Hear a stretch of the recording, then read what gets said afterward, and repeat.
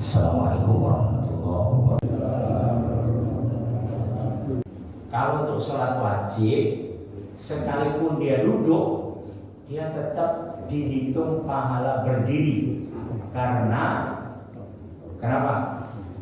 Karena duduknya orang yang sholat wajib, dia boleh duduk kalau tidak bisa berdiri. Dan kalau tidak bisa berdiri, artinya ya misalnya itu pahalanya tetap lengkap, pahalanya tetap tidak dikurangi.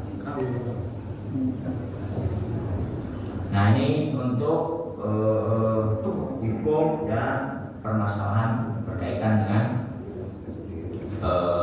berdiri. Kemudian yang kedua, sunnah dalam qiyam. Jadi ada ruh yang perlu diperhatikan saat qiyam, yaitu adalah menjaga kekhusyuan. Atas dasar inilah maka diperhatikan sunnah-sunnahnya agar rohnya, kekhusyuan di dalam saat berdiri ini bisa maksimal.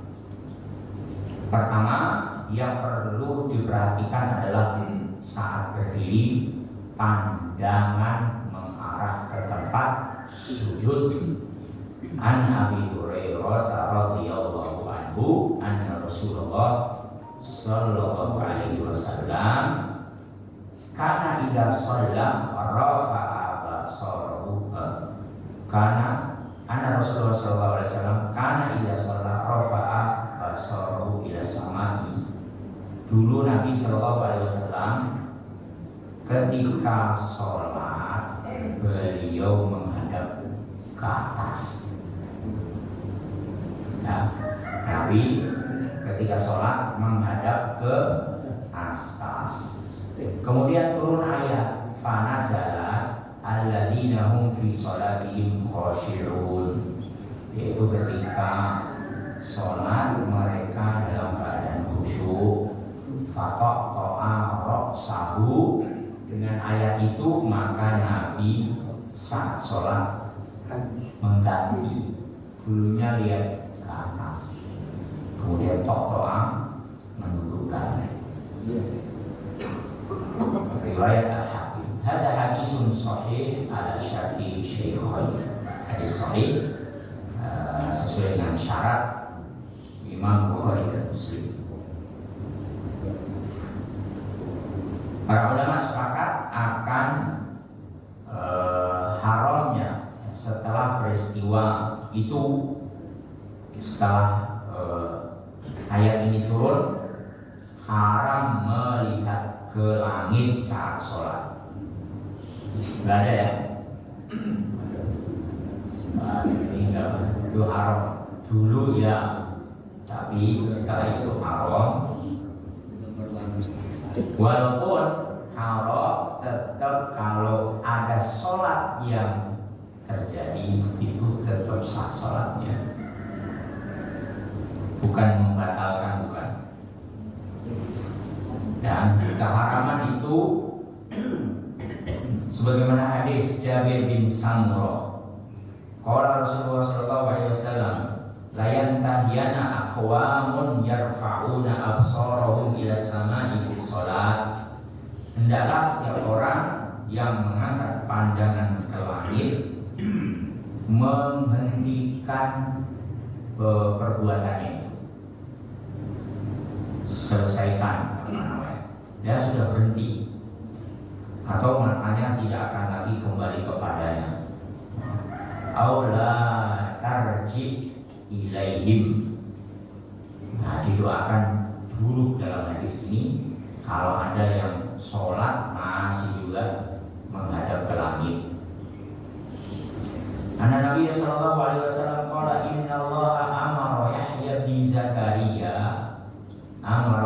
ibn Zakaria bi khamsi kalimatin ayya'mala biha.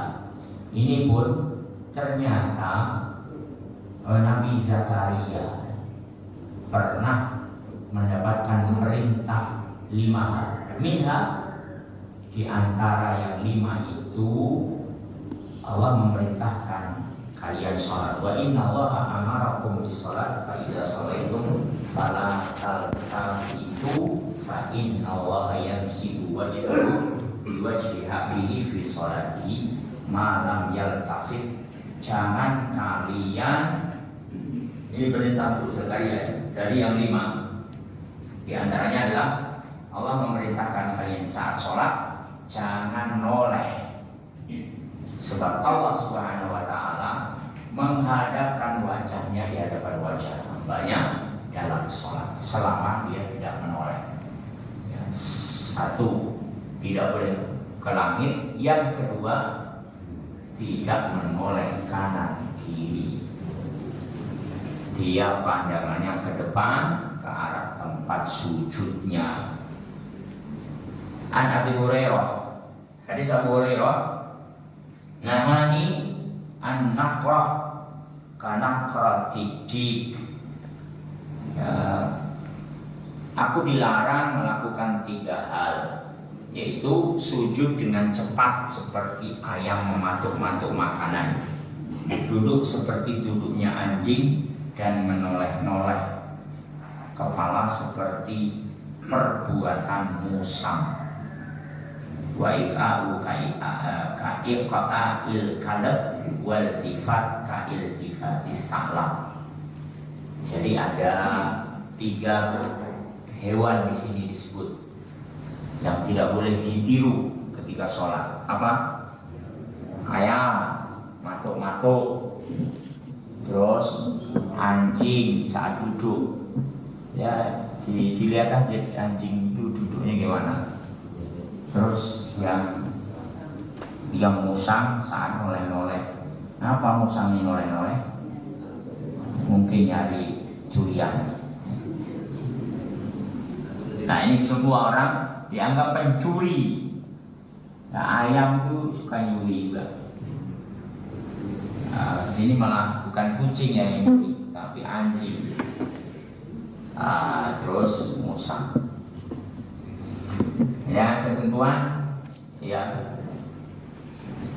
menoleh melihat ke tempat sujud. Yang kedua, merenggangkan tumit. Para ulama juga mensunahkan merenggangkan tumit sebagaimana hadis Abi Ubaidah an Abdullah radhiyallahu anhu. Ini Abdullah bin Mas'ud ya. Anna Abdullah radhiyallahu anhu ra'a rajulan yusalli qad saffa baina qadamaihi. Abdullah bin Mas'ud melihat seorang laki-laki yang sholat merapatkan kakinya. Faqala khalafa sunnah. Perbuatan seperti itu, kata Ibnu Mas'ud, menyelisihi sunnah. Walau rawaha bainahuma kana afdal. Kalau direnggangkan maka itu lebih bagus dan afdal. An Uyainah bin Abdurrahman, kuntu ma'a abi fil masjid. Aku bersama bapakku di masjid. Fara'a rajulan sofan baina qadamai. Ada orang yang menempelkan kakinya saat berdiri. Faqala alzik ihdahuma bil ukhra. Ayahku lalu berkata, orang ini menempelkan kedua kakinya. Laqad ra'aitu fi hadzal masjid thamaniyata asyar min ashabin nabi. Dan aku melihat ada 18 sahabat Nabi, 18 tahun, samaniyata asyar, selama 18 tahun min ashabi Nabi sallallahu alaihi wasallam tidak ada sahabat Nabi satu orang pun ma ra'aitu ahadan minhum fala hadaqat. 18 tahun. Ya, ini seorang tabi'in, Uyainah bin Abdurrahman. Gak ada yang menempelkan. Nah, sekarang di kita nggak ada yang menempelkan, tapi merenggangkan, serenggang-renggang. Nah, itu juga nggak afdal. apalagi ngijik kaki orang. Ya ditempelkan, ya memang nempel itu yang bagusnya begitu. Cuman kalau terlalu merenggangkan, di seberapa ukurannya? Seberapa ukurannya? Selebar badannya sendiri. Ya, ada yang mengukur sejengkal. Ini para ulama mazhab, ini ukuran sejengkal itu cukup. Ya, kalau selebar-lebarnya adalah seukuran badannya sendiri, sehingga tidak memakan tempat orang lain. Nah, ukur bahunya seberapa, terus di dalam bahu, bukan di luar bahu ya. Nah, itu ukuran merenggangkan.